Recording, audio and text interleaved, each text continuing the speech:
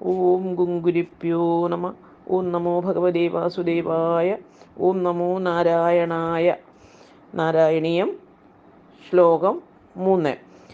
പീതാംബരം കരവിരാജിത ശംഖചക്രകൗമോദഗീ സരസിജം കരുണാസമുദ്രം രഥാസകായമതിസുന്ദരമന്ദഹാസം പാതാലേശമനിശം ഹൃദി ഭാവയാമി.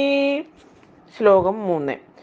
ക്ഷിപ്തം ജലേ ത്വാം ചകിതം വിലോക്യാം നിന്നേമ്പുപാത്രേണ മുനീസ്വഗേഹം സ്വൽപ്പൈരഘോപി കലശീം ച കൂപം വ്യാപീം സരച്ചാനശിഷേ വിഭോത്വം.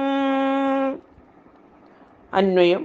അർത്ഥം: ജലേ വെള്ളത്തിൽ, ക്ഷിപ്തം നിക്ഷേപിക്കപ്പെട്ട, ത്വാം അങ്ങയെ, ചകിതം ഭയന്നവനെന്ന്, വിലോക്യ അറിഞ്ഞിട്ട്, മുനി ആ രാജർഷിയായ സത്യവ്രതൻ, അമ്പുപാത്രേണ ജലപാത്രം കൊണ്ട്, സ്വഗേഹം തൻ്റെ ആശ്രമത്തിലേക്ക്, നിന്നെ കൊണ്ടുപോയി.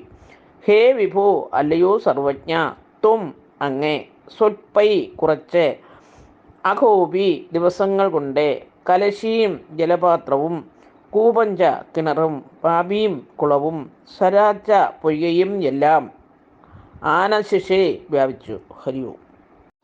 സാരം: കൃതമാലാ നദിയിൽ നിന്നും കൈക്കുമ്പിളിലെ ജലത്തിൽപ്പെട്ട മത്സ്യത്തെ രാജർഷിയായ സത്യവ്രതൻ നദിയിൽ തന്നെ നിക്ഷേപിച്ചപ്പോൾ ഭയന്നവനെന്ന വണ്ണം മനസ്സിലാക്കിയിട്ട് അങ്ങയുടെ അപേക്ഷയനുസരിച്ച് ആ മത്സ്യത്തെ ജലപാത്രത്തിലാക്കി തൻ്റെ ഗൃഹമായ ആശ്രമത്തിലേക്ക് നയിച്ചു. അല്ലയോ സർവശക്തനും സർവജ്ഞനും സർവ്വവ്യാപിയുമായ ഭഗവാനെ, ലോകമെങ്ങും നിറഞ്ഞ അങ്ങ് ജലപാത്രത്തിൽ ഒതുങ്ങിയില്ല. തുടർന്ന് കിണറ്റിൽ നിക്ഷേപിച്ചു. അവിടെയും ഒതുങ്ങാതെ വളർന്നു. അതിനാൽ ഒരു കുളത്തിലിട്ടു. അവിടെയും അത് കൊള്ളാതായി. പിന്നീട് ഒരു വലിയ പൊയ്കയിൽ കൊണ്ടുചെന്ന് നിക്ഷേപിച്ചു. അവിടെയും അത് നിറഞ്ഞു വളർന്നു. ഹരി ഓം. ഓം ഗുങ്കുരിപ്യോ നമ. ഓം നമോ ഭഗവതേ വാസുദേവായ. ഓം നമോ നാരായണായ. ശ്ലോകം 4. യോഗപ്രഭാവാൻ ഭവദാജ്ഞൈവ നീതത്വതത്വം മുനിനാ പയോധിം പൃഷ്ടോ മുനാ കൽപ്പതിദൃക്ഷുമേനം സപ്താഹമാസ്വേതി വദന്നയാസി. അന്വയം. അർത്ഥം: തഥാ അതിനുശേഷം, ത്വം അവിടുന്ന്, ഭവദാജ്ഞയായേവ അങ്ങയുടെ കൽപ്പന കൊണ്ട് തന്നെ, യോഗപ്രഭാവാൻ യോഗശക്തി കൊണ്ട്, മുനിന രാജർഷിയായ സത്യവ്രതനാൽ, പയോനിൻ സമുദ്രത്തെ, നീതഹ നയിക്കപ്പെട്ടു, അമുന ഈ